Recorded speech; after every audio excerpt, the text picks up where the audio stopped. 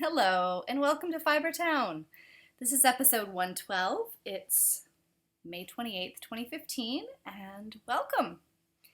It's about 9:30 on a Thursday morning, and Alice and I are here. We have lots to chat about with you guys. I'm not sure how long she will stay. There is a sunspot with a lamb skin strategically placed in it, and she loves to lay down on that. So welcome. How's everyone? You can find me in all the usual places. I'm Chain of Fools on Ravelry, and I'm Fibertown with an R-E on Instagram. If you left a comment or contacted me on YouTube or in the Rav group, thank you so much. Every week, I really look forward to hearing your comments, your input. I love to hear from you, so thank you if you are one of those who takes the time to write me a little note. Now, something has been going on with YouTube. I don't always, up until now, I've been able to reply to comments left on YouTube, but in the last few weeks, there seems to be no way to reply to the comments. So I apologize if you have commented and I have not replied because I've tried, I promise. Some sort of snafu, some sort of bug in YouTube. At any rate, yes. Oh, we're getting kisses today. We had a walk this morning, and she's kind of tuckered out, so pretty hot. What else did I want to say to you guys? Oh, if you are new to the group, thank you so much for joining. I'm also always thrilled when I see new people pop up in the group, and especially when you introduce yourselves in the welcome thread. Okay, so really quick, we have 3 CALs to talk about. The first is autism awareness. It's going on till the end of June. And next week, I will pull for the May winner, and that is for 2 patterns, downloads on Rav. So get your FOs in. And then the next one starts June 1st, and that's the PAL CAL through Actually Knitting. Take a listen to that wonderful podcast and learn more about it. Oh, we're going to have belly scratches, apparently. And the other one, the last one we want to talk about today, is the Summer of S, which begins June 15th, the day I have wheels up for Spain, and it goes till September 1st, which is my husband's birthday. Oh my word, look at you. She has a polka dotted belly, see that? She likes to lay her head on my project bags. Okay, so right into FOs, whips, spinning, acquisitions, Ask Fibertown. If we get to Ask Fibertown. I don't have a ton to show you all today, but I think it's good stuff. So I have 2 FOs, but before we get started, I'm wearing one of my recently sewn FOs, which is my washi dress. Put a bird on it, because always put a bird on it. I love this pattern. I love it. I love it. I made another one. I made one for my daughter. And to her extreme displeasure, it's kind of matchy-matchy. She picked out the fabric, and we both seem to be going through a blue, turquoisey kind of period. We're in our blue period. We're little Picassos. I made hers without the U-shaped cutout. It's so cute. And I've made a tunic out. This pattern, I've gotten a lot of use out of this pattern. It's been a very good buy. I've got a lot of bang for my buck. I've made a tunic and 2 dresses. And I have fabric for 1 more tunic, and I think this one I'm not going to put the sleeves on it. It's just going to be like a tank top style, and I'm just going to do a scoop neck. So it's got interfacing around the neckline. It's got bias tape in the underarms. It's got shearing in the back, so you use elastic thread. And man, I need to buy like a cone of that stuff, because the Gutermann spools of that elastic thread that they sell at Joann's, I'm like always running back for more. There's never enough in one of those. So it's a baby doll style, and it has pleats here, so it's very forgiving, it's very airy, and it has pockets. I love this dress. So yes, there's her dress. It fits her. A miracle of miracles. And there's the shearing in the back with the elastic thread. Don't look too closely because it's wonky. But it's it's a very nice weight fabric. You can see here it has bust darts in the front. And I'm going to buy the Washi dress expansion pack, which has long sleeves and different modifications you can make. I'm going to make some for winter because I do love a good dress. I really do. Okay, my other FO is not knit either, but it is woven. It is my Tri-Loom purple handspun shawl. Let me give you a look at the fabric. This is entirely out of purple handspun. I have plenty of that laying around in the stash. And it's purples and it's got magentas and creams and pinks and some blues and greens too. I had to end up using, oh, and there's a bit of sparkle in parts of it. I ended up having to use 4 skeins of handspun. I think this is about 1,200 yards. I really should do stash dash because what have I got to lose? I think you can use weaving. So there is an Into the World. It's on my 7-foot Carol Lee Tri-Loom that I got used from a local lady who is delightful, and I need to text her and show her and say thank you. Isn't it pretty? So there was an Into the World bat that was Falkland.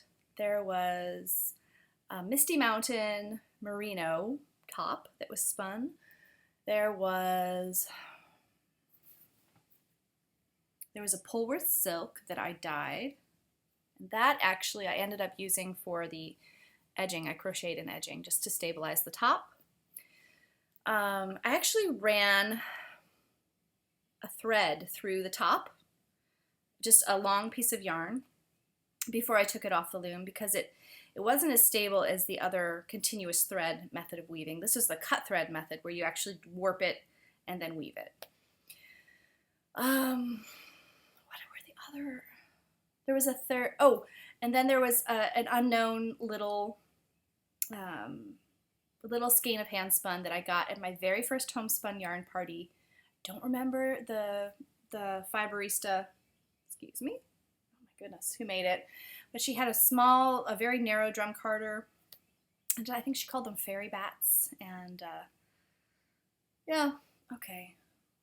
Oh, sorry about the playing with the hair.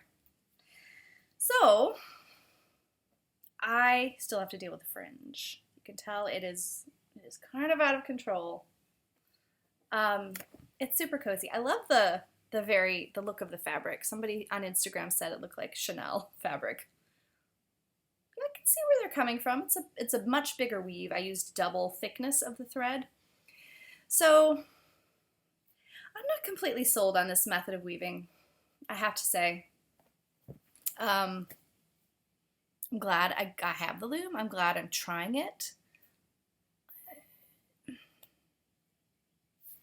don't know if it's keeper yet. It's taking a lot longer to do these than I originally thought. Now I gotta give myself some leeway because I'm a beginner and, sorry, my phone's going off. I'm a beginner. I don't, who knows? Maybe I can do this super fast in the future. So we'll see. I love weaving with handspun though. It's very rewarding, and I've got a little more room in my handspun stash now because it was overflowing. I try to keep it to one shelf, more or less. Not entirely, but more or less. So there it is. My handspun, hand woven shawl. Okay, oh, I do have one other FO that is sewn. I made a bag. I used a tutorial. Not a huge fan of the style of bag, but look, it's cute fabric. And I lined it with like cast iron. It's got crazy thick interfacing, which I just had laying around, like you do. The inside is little sort of Moorish tiles, and it's got a little zipper pull. It's not very well done. And I think that if I'm going to continue to sew things with zippers, I need to buy better quality zippers. These are the ones from Joann's. But I really love the fabric. got ladybugs and little words and flowers, and it was fun. I might make a few more. I might make one as like a knit-along prize, because I need knit-along prizes, y'all, for the Summer of S. The Summer of S is so fun. Anything that starts with an S can be put in there, and it goes all summer. Summer of S. Well, why don't I just show you my works in progress? And the first one is in this bag. I love unzipping it, zipping it, and unzipping it, because I made it. Okay. This is a hand-spun shawl on the needles, brand new. This is, excuse me, allergies are still bad. I wanted to record out on my porch for the first time this year, but I would be blowing my nose the whole time, so, or in the AC. Okay, so this is hand-spun Pullworth. It is from Dana of Unwind, who has the Unwind Yarn Company. This has been in my hand-spun stash for a while, and I've been thinking for a while that it needs to be a Pebble Beach. Pebble Beach is by Curious Handmade, Helen Stewart, who, big fangirl moment, she joined the Fibertown group a few weeks ago. Yeah, I squeed a bunch. Let's see. Okay, so this I think was the Aurora Borealis colorway. What did I tell you about the blue period here? So Pebble Beach, excuse me, this shawl has been out for about a year, and it's been in my to-do list for quite a while. And she has just updated the pattern with different sizes, so you can buy like a new version with different gauges and so forth. I am about, according to the way she writes the pattern, which is very useful, 5% done. The way she lays her pattern out is quite clear, very clear, and keeps you motivated to keep making progress the way she does it. So it's got lovely eyelets. I'm really liking the border. It's always fun knitting with hand spun. And it's pretty solid color-wise, although you're going to get some darker variations in there. I think it'll be lovely. It's just eyelets. Excuse me. So yeah, that's super fun. And there's a bunch, I think the Knitting Pipeline has a knit along for this shawl. It's Shawl, starts with an S. It doesn't start with an S sound, but it starts with an S letter. So you could put it in Summer of S. Around Your Neck Cal from Suburban Stitcher. So yay, that's going back in my brand new bag. One regret about this bag is that it doesn't have a handle. Where would I put a handle? I'm spatially challenged. I can't sew unless I have a pattern that's pretty much a tutorial. I'm getting better. I'm learning some skills. So that's work in progress number 1. Work in progress number 2 is in my Vespa bag from Jan B. Smiley on Etsy. Love it. And the end is in sight, folks. Of course, I am in the middle of a row, you know. But this is rapidly, I wouldn't say rapidly. Nothing has been rapid about this, but it's getting there. This is upside down. This is the Hitofude by Hiroko Fukatsu. I believe I said that right. And it's the Copper Corgi Jones Street Sport, which is an amazing yarn. I was knitting on this in Looped Yarnworks in DC, which is a lovely, very welcoming, friendly store. I love going there. There's always regulars that you kind of get to know, and very relaxed, very inviting, got very nice yarns. And anyway, the owner was there that day, and she was very taken with this base. And I wouldn't be surprised if you see Copper Corgi there in the future. So let's see. I am almost done with the second to last repeat. I have a row and a half, and then I have one more repeat, and then a ribbing and a bind off. It is possible, it is even probable, that this will be finished next time I podcast, which I would really like. I want to start the second story tee. It's been, I think I even started it. No, I swatched for it.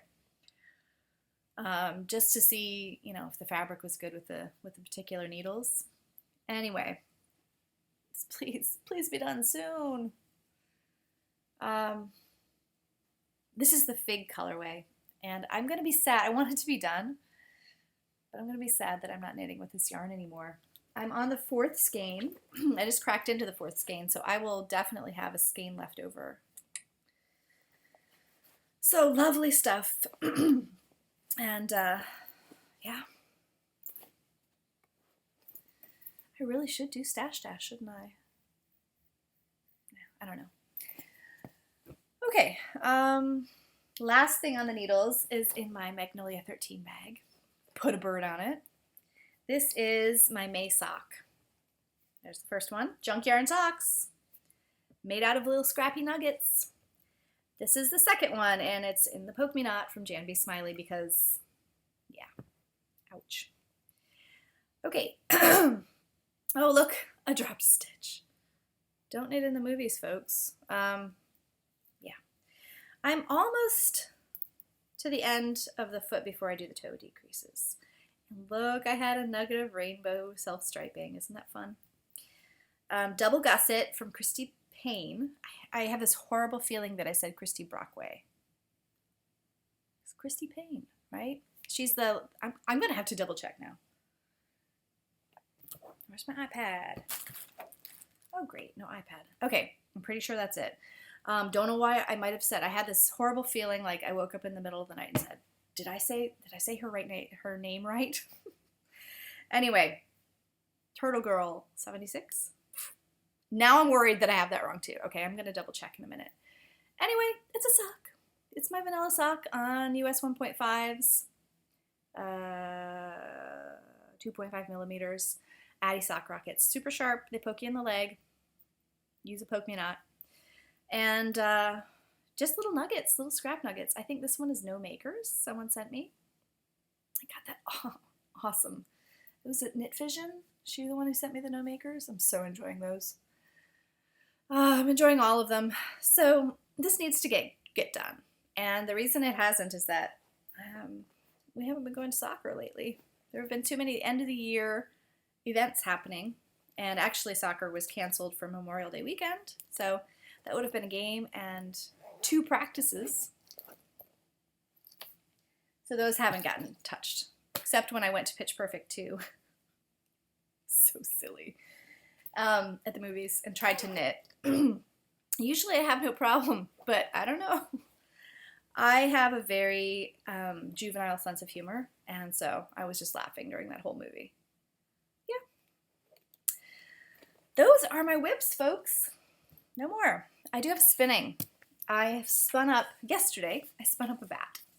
It is a Mother of Dragons art bat from Hobbledehoy, 3.5 ounces. And that's hobbledehoyfibers.com. Liz Stottlemyre, genius. Girl genius. Excuse me while I have a drink of pickle juice. Okay, this is still wet. It's pretty wet. Woo! This is super bulky. I like to spin these art bats super bulky sometimes. 60 yards out of 3.5 ounces. This has crazy stuff in it, and I have to say, it wasn't my favorite blend to spin. It has sari threads in it, which get caught, excuse me, in my flyer hooks. I don't know if you can see the sari threads. They're really super long. I like sari silk, just a little bit of little neps of it, but when it's long threads, that can slow you down. So this has merino, Pullworth, fin, and there were little tiny pink fin locks. Bamboo, soy silk, tencel, pulled sari silk. Those are the long threads. Sari silk threads, 2 types of sari silk, and sparkle. So yeah, that'll probably get woven. It's awesome for weaving, that kind of art yarn. I've woven a hobbledehoy scarf before, and I love it. Okay, so what else have I been doing? I have been washing fleece. I have been preparing fleece. I've been hand combing. I have been drum carding. I've been sampling. Now, I have my Lincoln fleece. This is some clean locks. And this is how it kind of looks after it's been washed. Not to worry, you can absolutely pull locks apart. I don't really fuss too much in the wash about keeping things, there's a bit I just pulled off, about keeping things, the locks separate, because I can get this right out of this. And it's clean, so I can futz with it while it's clean. So I did a little sample of my Lincoln. I wasn't really happy with it. I just unwound it. It's very hairy. It's just a few yards. Let me show you it in the skein. This is just Lincoln by itself. It is washed. It's really hairy. It's not, there's a bit of a prickle factor, but it's not too bad. And Lincoln is mostly an outerwear, fiber, and rug yarn. So I wanted to see what would happen if I blended it with some other wools. And I thought, okay, well, it's a long wool. I'll blend it with another long wool that's got a little less prickle factor. But I wasn't so concerned about the prickle factor as I was about the hairy appearance. I wasn't a fan of that. So I blended it with some, I combed yogurt, which is my Corriedale Border Leicester Romney Cross from Cold Spring Farm, which I think is in Pennsylvania. It might be Maryland. Anyway, it's not too far away. And now this is very few yards.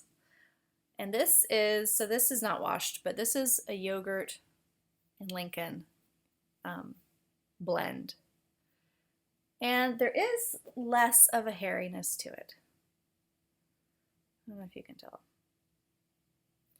And it's got nice shine, and it's got a really nice feel.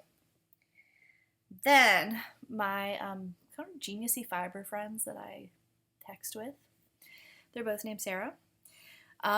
Excuse me, I've got fiber in my eye now.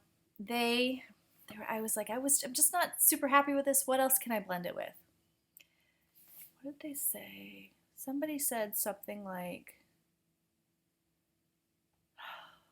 a short stapled wool. And so I thought, I have a pound of Rambouillet from Reflections at Rocklands.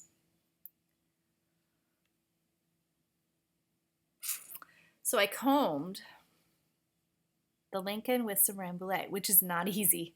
I think they need to be drum carded together. I don't know how well the Lincoln will do in my carder. It's really more towards the fine edge. I think it's a medium, actually.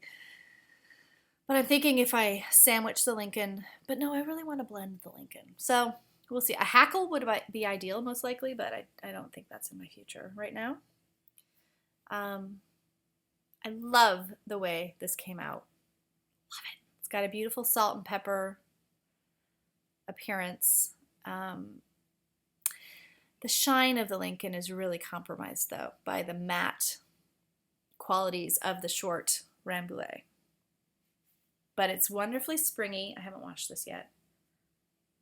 And it adds strength to the Rambouillet, which it lacks. So I'm going to continue to play with a Lincoln, but I'm encouraged by my little experiments here. It's fun to experiment. This one looks terrible. There we go. Pure Lincoln, Lincoln and Corriedale Cross, Lincoln and Rambouillet. Maybe all three.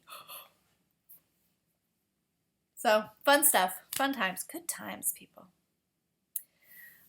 Okay, acquisitions. And let me see. Excuse me while I go on my computer. Oh, do I even have internet? Haha. Okay, let's turn on the Wi-Fi. Okay, so I want to show you acquisitions. Great. Seriously? Okay, I want to show you acquisitions. My friend Whimsical Meerkat sent me some more yarn. I had asked her to pick me up some mini skeins of Koigu that her LYS sells. She is in California. Oh gosh, where exactly is she? I don't remember the name of the town. Is it San something? Sorry, Danae. Anyway, she was super nice and sent me some scraps, but some Koigu minis for my blanket, which is sort of calling to me. I walk by it every day. It's like, Emily, I'm so pretty. And it is so pretty. And I will be back to it, I think, before too long. How cute are these? How cute are these? I have 6 Koigu minis. Love this one. I love them all. Ooh, I love this one too. So yes, those will be in my blankie. And then, out of the blue, I was expecting those minis. I was not expecting the next one. Joelle from Wandering Wool, who is making a mitered square blanket too, and I could not pay her to take my extra minis at Maryland Sheep and Wool because she said she has trash bags full of them. Her blanket is more advanced than mine. But anyway, she sent me some amazing, amazing scraps that she dyes. Wandering Wool. Au Sable sock. I know I've heard this pronounced Ausable, but in Michigan there's a river called they call it the Au Sable. Au Sable. Sandy River. Beautiful. This is an MCN. Those are totally my colors. Totally my colors. Totally. Then we have North Country Sock, Superwash Merino Nylon. Beautiful colors in there. Then we have High Peak Sock, which is another MCN. Gorgeousness. And she gave me a lot of these gorgeous mustardy rusty colors, which look awesome in the blanket. But wait, there's more. Uda Purse Fingering Merino Silk 50/50. Ugh, how gorgeous that is. This would be an awesome shawl yarn. And then this is Rock Creek Sock, which is just Superwash Merino. These are fabulous, Joelle. Thank you so much. I thanked her on Rav too, but it's such a nice surprise. She had my address from doing a prize giveaway before. Now this one is super special. Here's her card. She's a yarny, Wandering Wool, Maryland. This one is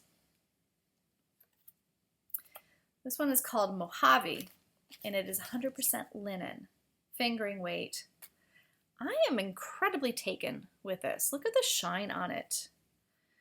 I think it'd be awesome if my next year's summer sweater is out of this.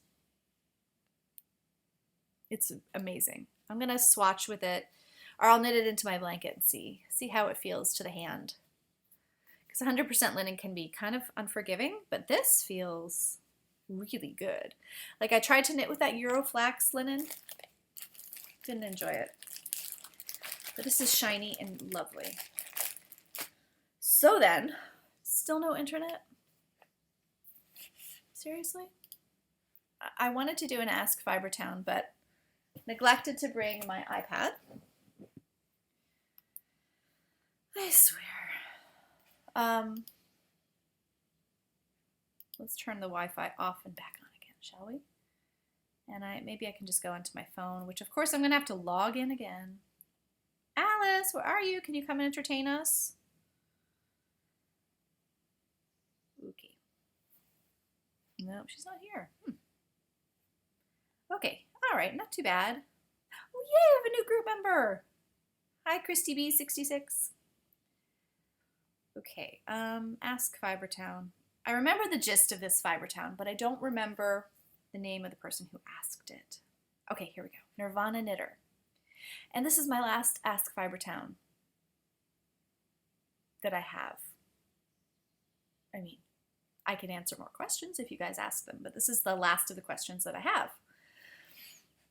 All right, she asks, if you could go on a knitting holiday anywhere in the world, where would it be and with whom?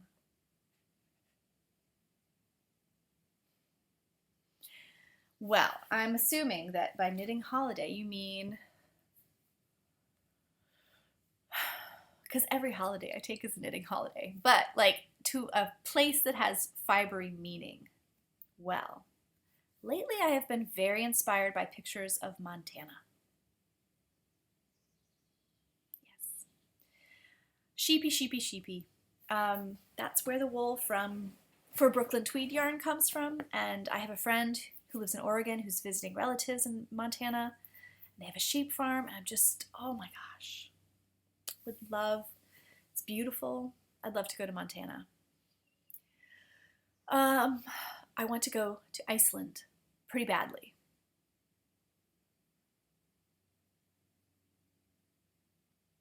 Because of wool.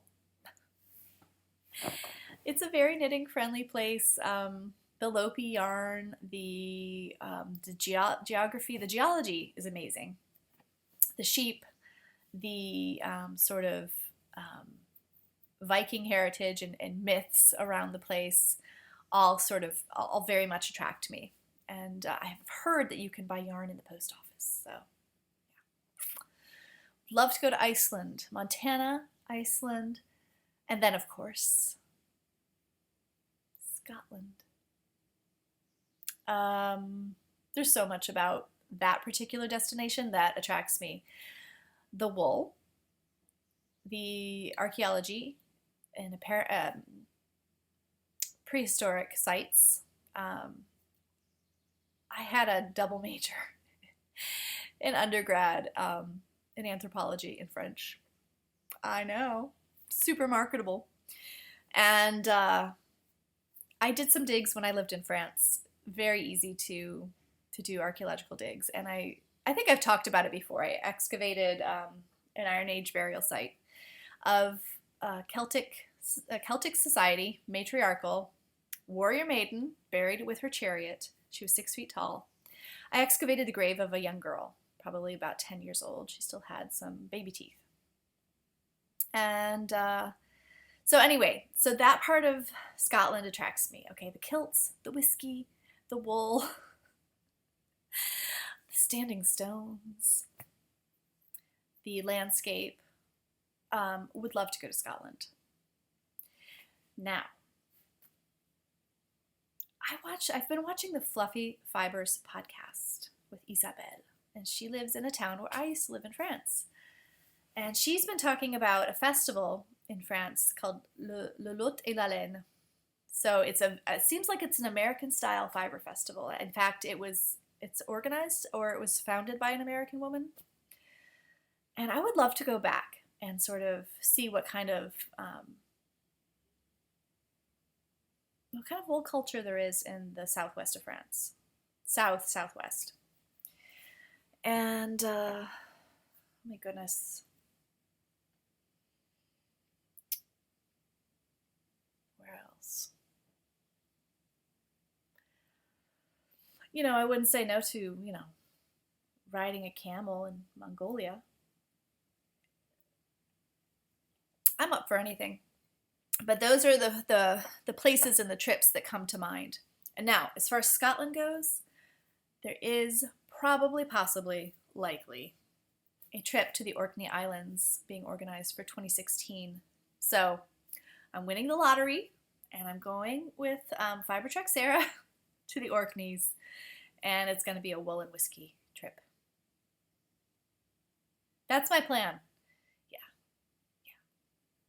So, where would you like to go? I'm sure there are lots of places that I've missed. Oh, South America. Yes, I want to go to the Malabrigo factory, the mill. Yes, I do, and I want to buy one of each colorway of Malabrigo sock. I love Malabrigo sock. It's so beautiful, so nice to work with. Colors are pretty. Yeah. So many places. So where would you go? Answer me in the thread. Tell me in the thread. Where should I should get a map. Oh wait. I have a map. I should put pins in it. Oh, there's Australia. Lots of sheep there. New Zealand. I always think it's up there, but it's not. It's down here. New Zealand. How awesome would that be? Textile mills in northern Italy. That's where a lot of textile stuff happens. A lot of milling, a lot of fabrics being made. All right, so that is it for the day. That is it for the week. Chime in, please. I want to hear from you. Chime in on the group thread and tell me where you want to go. Or what's near you that's cool fibery-wise. Okay, so until next week, you all take care. Bye-bye.